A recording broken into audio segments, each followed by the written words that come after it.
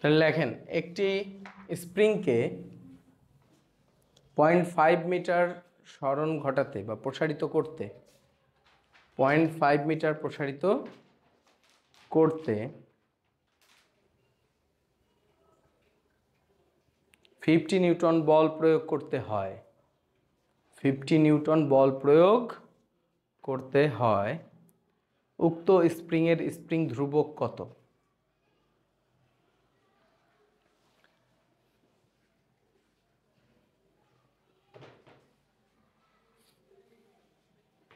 খেয়াল করেন, এই যে আমাদের সূত্র, স্প্রিং ধ্রুবকের সূত্র হচ্ছে এটা।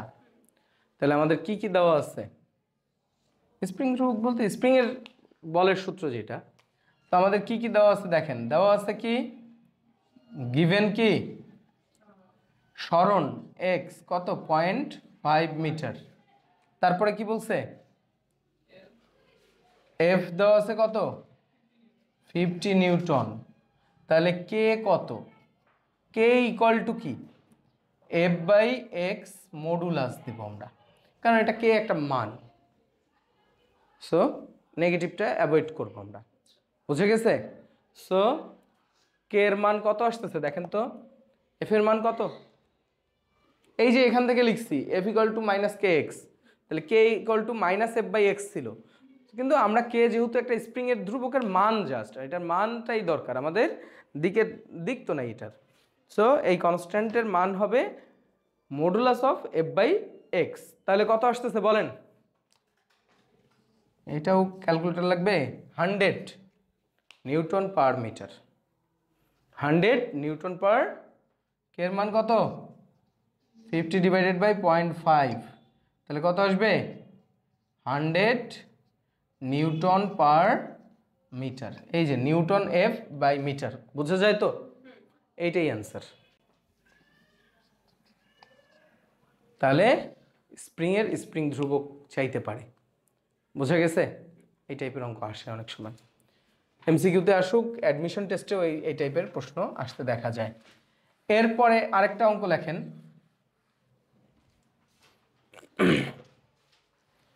একটি স্প্রিংয়ের স্প্রিং ধ্রুবক 80 নিউটন পার মিটার।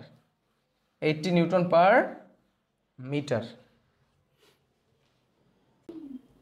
80 যেটা 80 নিউটন পার মিটার 50 সেন্টিমিটার প্রসারিত করতে স্প্রিংটির উপর কত কাজ করতে হবে? বুঝতেছেন? বা স্প্রিংয়ের বলের বিরুদ্ধে কত কাজ করতে হবে? তাহলে আমাদের এইবারের অঙ্কে কি কি দেওয়া আছে বলেন? গিভেন হচ্ছে কে, কে কত 80 নিউটন পার মিটার। এরপর আমাদের কি বলছে এক্স কত মিটার সরাবো আমরা 50 সেন্টিমিটার, দ্যাট মিন্স 0.5 মিটার। যেহেতু এটা 80 নিউটন পার মিটারে আছে, এটাকে অবশ্যই কিসে নিতে হবে মিটারে নিতে হবে। এক্স দেওয়া আছে, আমাদের বলছে এর কাজের পরিমাণ কত হবে। তাহলে স্প্রিং এইটুকু সরণ ঘটাইলে স্প্রিং যতটুকু কাজ করত, তাহলে এর বিরুদ্ধে ঠিক ততটুকু কাজ করলেই আমরা এটাকে এতটুকু সরাইতে পারবো। তাহলে আমরা কি জানি W equal to half K into X square. Half K এর মান কত 80 ইন্টু 0.5 হোল স্কোয়ার, বোঝা যায়? যা আসবে 10 জুল। এটাই অ্যান্সার। পারা যাবে 10 জুল। তাহলে এটা আমরা কি করলাম স্প্রিংয়ের বল দ্বারা কৃত কাজ হিসাব করলাম, তাই তো? এখন আমাদের অভিকর্ষ বলের বিরুদ্ধে কোনো বস্তুকে এইচ উচ্চতায় ওঠাতে কৃত কাজের মান হিসাব করব। অভিকর্ষ বলের বিরুদ্ধে এইচ উচ্চতায় কোনো বস্তুকে উঠাতে কৃত কাজ, তাহলে অভিকর্ষ বল দ্বারা কৃত কাজ।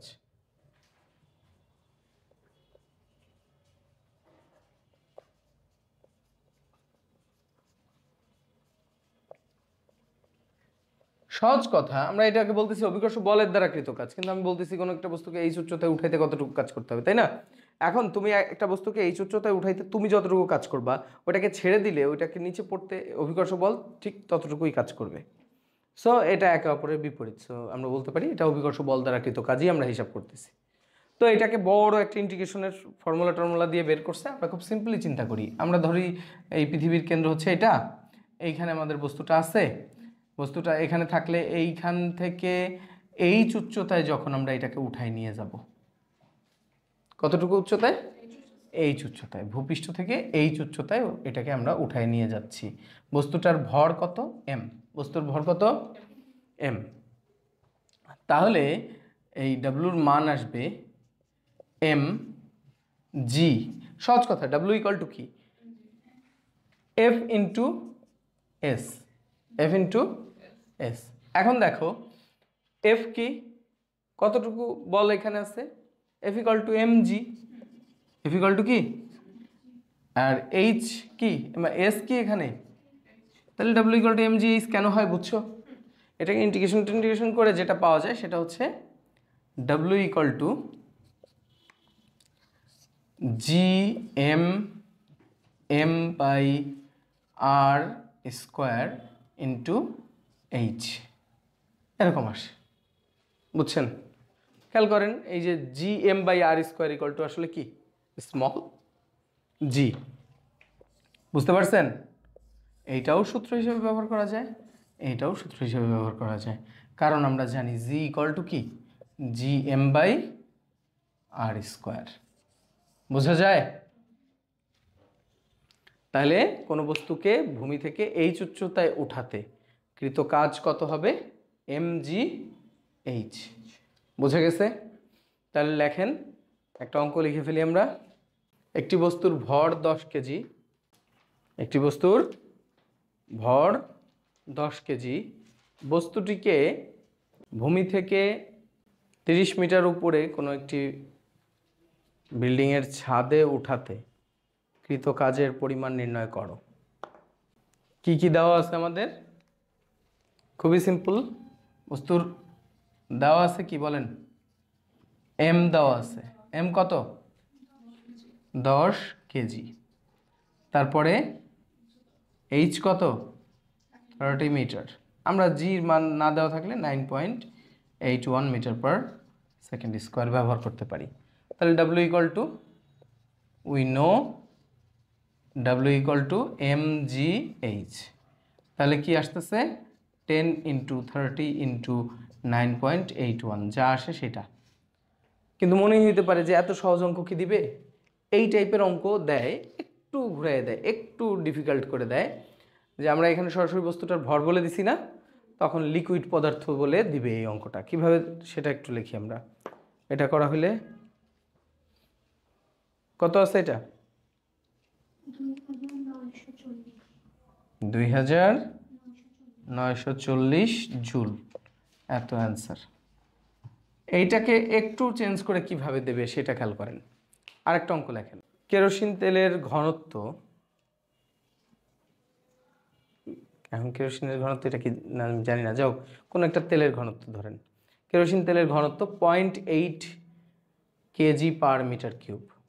KG per metre cube. Kerosene তেলের ঘনত্ব 0.8 কেজি পার মিটার কিউব। ঠিক আছে? এখন 10,000 লিটার কেরোসিন তেলকে 40 মিটার উঁচু ট্যাঙ্কিতে উঠাতে কৃত কাজের পরিমাণ হিসাব করো বা বের করো। কি বলছি আমি এবার? দেখো এখানে এই অঙ্কটাই কিন্তু শুধু তোমাকে দেয় নাই কি? এম দেয় নাই, তার পরিবর্তে ভি এবং রো দিয়ে দিছে। রো আর ভি গুণ করলেই কি চলে আসবে? এম চলে আসবে। বাট এখানে আরেকটা ভেজাল আছে। রো দেওয়া আছে তোমাকে কেজি পার মিটার কিউবে, আর ভি দেওয়া আছে লিটারে। লিটারকে তোমাকে কিসে নিতে হবে? মিটার কিউবে। কি দিয়ে গুণ করলে মিটার কিউবে যাবে? 10⁻³ এই জিনিসগুলো জানতে হবে। অনেক সময় এই জিনিসটাকেই 80 কেজি পার মিটার কিউব বলে না, বলে এইভাবে প্রতি ঘনমিটার কেরোসিনের ভর 0.8 কেজি। ক্যাসালটা বাইধা যায় কই বলো তো? তখন তুমি এইটারে ভর হিসাবে চিন্তা করা শুরু করবা, প্রতি ঘনমিটার কেরোসিনের ভর। দেখো ভর বলছে, ঘনত্বই বলে নাই তখন। তখন তুমি এটার ভর, ওই যে প্রতি একক আয়তনের ভর যে ঘনত্ব, এটা তখন তোমার মাথা ঘাটাইতে হবে, বুঝছো? এই টাইপের প্যাচ দিয়ে এই অঙ্কটা দেয়। তাহলে এখন খেয়াল করো, তাহলে এই অঙ্কটা আমরা করে ফেলি। আমাদের কি কি দেওয়া আছে? আমাদের দেওয়া আছে কি কি বলো?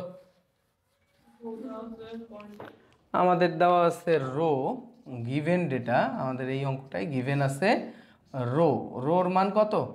0.8 কেজি পার মিটার কিউব, তাই তো? আর কি দেওয়া আছে বলো? আর দেওয়া আছে ভি কত? 10,000 লিটার। বাট এইটাকে আমরা এখন কি লিখব? 10,000 ইন্টু 10⁻³ বুঝতেছো? তার মানে মিটার কিউব হয়ে গেল। তাহলে এটা খুবই সহজ হয়ে গেছে না এবার বলো? তাহলে ভিকে আমরা বলতে পারি 10 মিটার কিউব জাস্ট, বুঝতেছো?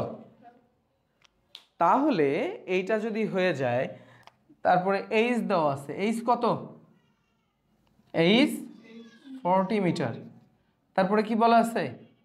আর কিছু দেওয়ার তো দরকার নেই, জির মান আমরা জানি 9.8 মিটার পার সেকেন্ড স্কোয়ার। এখন দেখো, প্রথম কথা আমরা ডাব্লিউ ইকুয়াল টু কি জানি?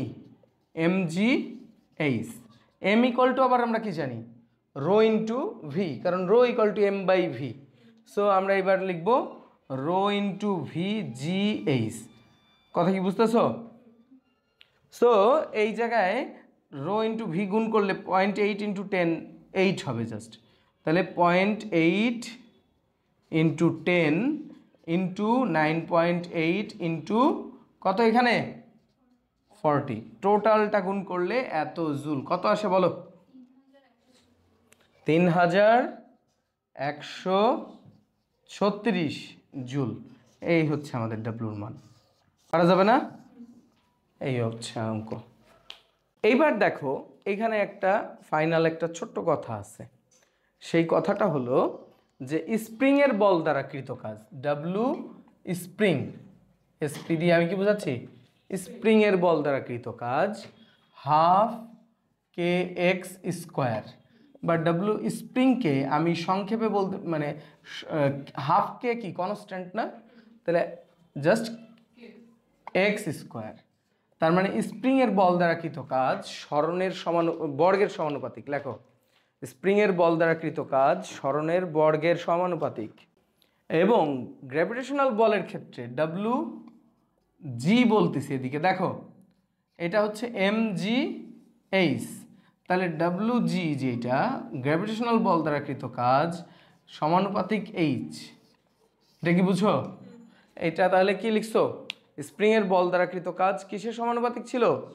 সরণের সমানুপাতিক। এবং এই ক্ষেত্রে কি অভিকর্ষ বল দ্বারা কৃত কাজ সরণের সমানুপাতিক। একটা হচ্ছে সরণের বর্গের সমানুপাতিক, স্প্রিংয়েরটা হচ্ছে কৃত কাজ সরণের বর্গের সমানুপাতিক, আর অভিকর্ষের ক্ষেত্রে কৃত কাজ সরণের ডিরেক্ট সমানুপাতিক।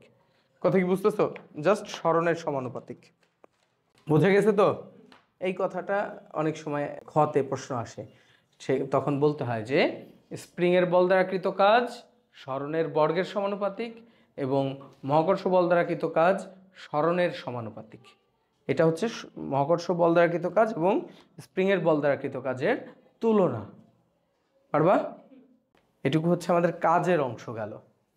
এরপরে যেটা আছে সেটা হচ্ছে শক্তি।